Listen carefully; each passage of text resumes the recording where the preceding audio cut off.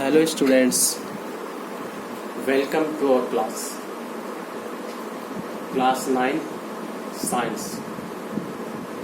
Our today's topic is atoms and molecules. Students, हमने अपने last videos में पढ़ा था मैटर और मैटर की प्रॉपर्टीज। तो अब आता है कि क्या मैटर जैसा हमें दिखता है वैसा ही होता है, क्या उसी रूप में वो बना होता है। जैसे कि हम एक एग्जांपल के लिए समझेंगे, एक दीवार होती है, तो वो जो दीवार होती है हमारी, वो कैसे बनी होती है? वो छोटी छोटी ईंटों के जुड़ने से बनती है। ठीक है। ऐसे ही जब साइंटिस्ट हमारे जो हमारा ये हनी भी होता है, मधुमक्खी, उसका जो छत्ता होता है उसको स्टडी करते हैं तो देखते हैं कि उसका जो कोम्ब है, उसका छत्ता जो है वो छोटे छोटे हेक्सागन से मिलके बना है। इसी प्रकार हर मैटर, हमारा सभी पदार्थ छोटी छोटी संरचनाओं से मिलके बने होते हैं। ठीक है। तो हमारे जो एंशिएंट इंडियन और ग्रीक फिलोसोफर थे, जिन्हें हम साइंटिस्ट भी कह सकते हैं, वो भी इन चीजों को जानने की कोशिश करते थे कि मैटर के अंदर क्या है, मैटर कैसे बना है। अगर हम मैटर को डिवाइड करें, तोड़ें, तो हमें क्या मिलेगा। तो आज से लगभग 500 BC अर्थात क्रिश्चियन एरा जो हमारा है, जो ईयर हम पढ़ते हैं 2020 जो हमारा चल रहा है, उसमें भी उसके स्टार्ट होने से 500 साल पहले हमारे एक ऋषि हुए हैं, महर्षि कणाद। क्या नाम था उनका? तो कौन है? महर्षि कणाद। महर्षि कणाद ने क्या बोला कि अगर हम मैटर को डिवाइड करते रहे तो हमें छोटा छोटा पार्टिकल मिलेगा, और अल्टीमेटली एक स्टेज ऐसी आएगी कि हम उस पार्टिकल को फिर नहीं तोड़ सकेंगे। तो वो हमारा जो स्मॉलेस्ट पार्टिकल होगा, उसे उन्होंने क्या नाम दिया? परमाणु। क्या कहा उसे? वो है परमाणु हमारा। ठीक है। तो उन्होंने बताया कि हमारा जो सबसे छोटा पार्टिकल है वो परमाणु है। और इसी में थोड़ा सा आगे हमारा एलिब्रेट किया हमारे पखुंद कात्यामा ने, वो भी उसी टाइम के फिलोसोफर हैं। उन्होंने क्या बताया कि अगर हम छोटे छोटे पार्टिकल्स को कंबाइन करते हैं तो हमारे वेरियस मटेरियल है, मैटर जो है वो बनते हैं। कि यानी कि मैटर, उन्होंने भी यही कहा कि मैटर जो हमारे हैं छोटे छोटे पार्टिकल्स को जोड़ने से बनते हैं। तो यही सेम फिलोसफी उसी समय लगभग ग्रीक में हमारे फिलोसोफर हुए हैं, डेमोक्रेट और ल्यूकेपस। ठीक है। डेमोक्रेट एंड ल्यूकेपस, उन्होंने भी यही सेम फिलोसफी हमारी दी है कि अगर हम मैटर को डिवाइड करेंगे तो हमारे जो स्मॉलेस्ट पार्टिकल होगा, जब उसमें मैटर को हम और डिवाइड नहीं कर पाएंगे, तो क्या क्या कहा उन्होंने? उसे कहा उन्होंने एटम। उन्होंने उसे एटम नाम दिया। तो इन सब साइंटिस्ट ने कुल मिला के एक ही बात कही है कि हम मैटर को और तोड़ सकते हैं। मतलब मैटर जो हमारा था वो सबसे छोटा पार्टिकल नहीं था, उससे भी छोटे पार्टिकल्स थे। उससे छोटे पार्टिकल क्या हुए? महर्षि कणाद ने उसे नाम दिया परमाणु, और डेमोक्रेट्स और हमारे ल्यूकेपस ने उसे नाम दिया एटम। यानी कि वो एटम हमारा सबसे छोटा पार्टिकल होगा। लेकिन ये सब जो था सिर्फ एक थ्योरीज थी, फिलोसफी थी। इनके ऊपर कोई साइंटिफिक रिसर्च नहीं हुई थी, कोई साइंटिफिक इनके एविडेंस नहीं थे। तो 18वीं सेंचुरी में साइंटिस्ट ने एलिमेंट और कंपाउंड पे अपनी रिसर्च की, और फिर उसके बाद उन्होंने कुछ हमारे जो है केमिकल जो है लॉ दिए। ठीक है। इन्हें प्रूव करने के। तो वो कौन से लॉ दिए? तो हमारे लॉ ऑफ केमिकल कॉम्बिनेशन क्या दिया उन्होंने?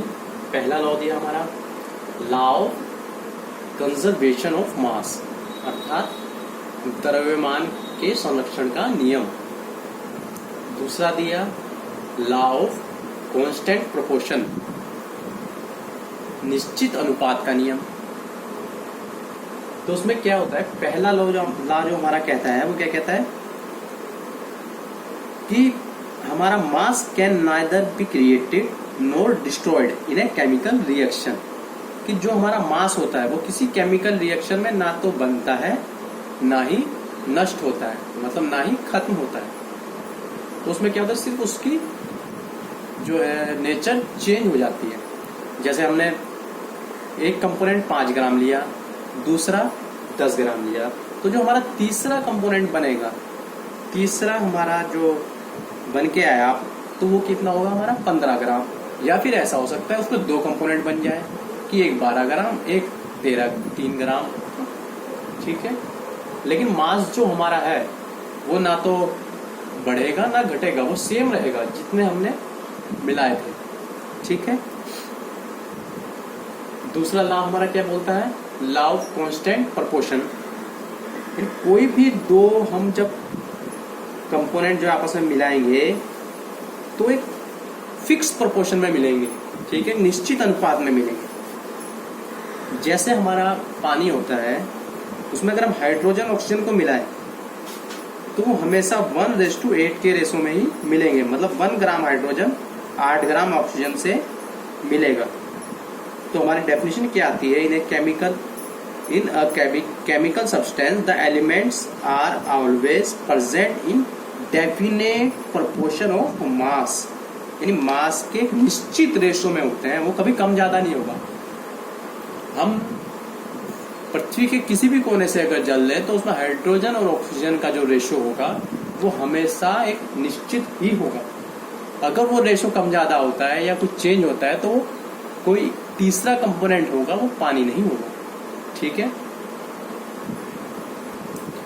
लेकिन इससे भी क्या हुआ, ये जो हमारे 2 लॉज आए उससे भी हमारी प्रॉब्लम सोल्व नहीं हुई, क्योंकि ना तो उससे एटम की प्रॉपर्टीज पूरे सही तरीके से डिफाइन होती है, ठीक है। वो तो प्रॉपर एक एक्सप्रेशन हमें अभी चाहिए था जो कि एक एप्रोप्रिएट रूप से हमारी इन टर्म्स को एक्सप्लेन कर सके।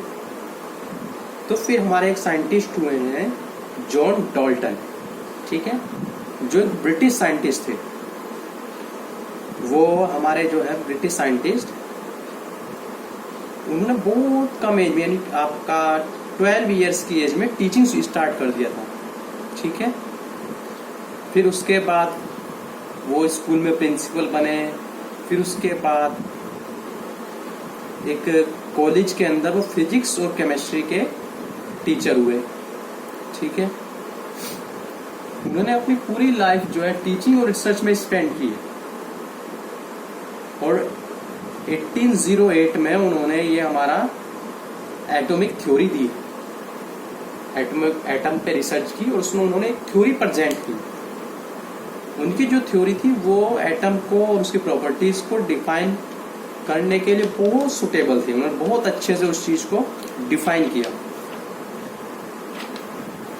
तो उनके अनुसार एटम की थ्योरी जो है, डाल्टन की एटम थ्योरी क्या है वो हम समझते हैं।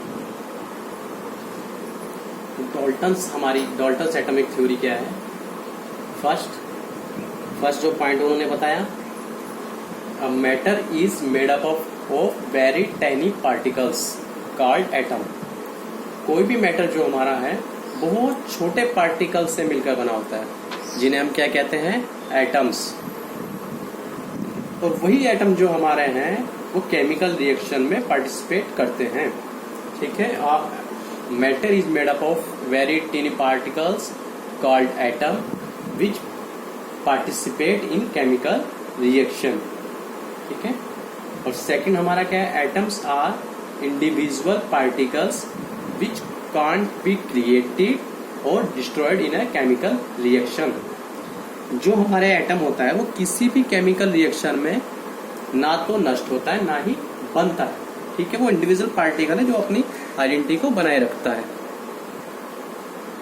फिर उसके बाद थर्ड क्या आता है, atom of a given element are identical in mass and chemical properties. Atom of a given element are identical in mass and chemical properties. हमारे जो किसी भी एलिमेंट का एटम होगा उसका मास और केमिकल प्रॉपर्टीज एकदम अलग होगी दूसरे पार्टिकल से, दूसरे एलिमेंट के एटम से।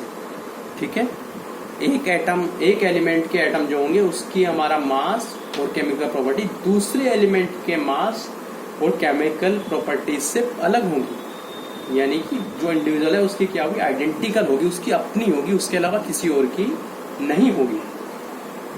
वही चीज वो अगले पॉइंट में कहते हैं कि atoms of different element have different mass and chemical properties.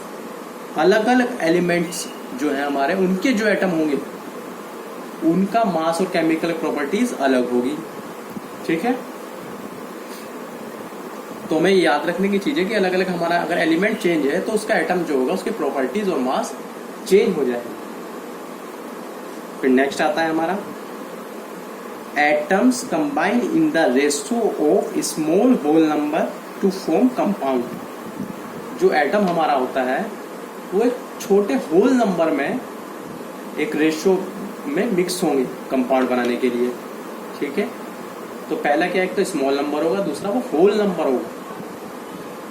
उसी रेशियो में दो हमारे एटम्स मिलेंगे तो एक कंपाउंड हमारा बनेगा। The relative numbers and kind of atom are constant in a given compound. कोई भी जो हमारा कंपाउंड होगा उसमें जब एटम्स हमारे मिलेंगे, 2 एटम से बने, 3 एटम से बने, जितने से बने, तो उन सब एटम्स का जो हमारा होगा वो फिक्स होंगे कि वही एटम हर बार आएंगे। जब वो कंपाउंड हम दोबारा उठाएंगे तब भी वही एटम्स होंगे। ठीक है, उसमें ऐसा नहीं होगा कि हम एक कंपाउंड हमने एक जगह से लिया, दूसरा दूसरी जगह से लिया तो उनमें एटम्स जो है अलग हो जाए, वो कभी नहीं होगा। एटम्स हमेशा फिक्स रहेंगे। तो दूसरा क्या रहेगा, जो रिलेटिव नंबर था, जो हमने रेशियो का नंबर था, जो होल नंबर लिया था, वो भी उनका फिक्स रहेगा, वो भी कांस्टेंट रहेगा, वो भी चेंज नहीं होगा। अगर 1:2 के रेशियो में वो पहले मिले थे तो हर बार उसी रेशियो में मिलेंगे, तभी वो कंपाउंड बनेगा। ठीक है, तो ये हमारी डाल्टन्स एटॉमिक थ्योरी है जिसमें उन्होंने एटम और उसके बिहेवियर को एक्सप्लेन किया है। उन्होंने एक्सपेरिमेंटली इस चीज को स्टडी किया, प्रूफ किया और उसके बाद ये हमारे कुछ पॉइंट्स हमें दिए जिसे हमने कहा डाल्टन्स एटॉमिक थ्योरी। आप ये पॉइंट्स नोट कर लीजिए। ठीक है, ये काफी इंपॉर्टेंट पॉइंट्स हैं। तो हमारा आज का हम वीडियो यहीं पे समाप्त करते हैं, फिर मिलते हैं नेक्स्ट वीडियो में। Okay, thanks.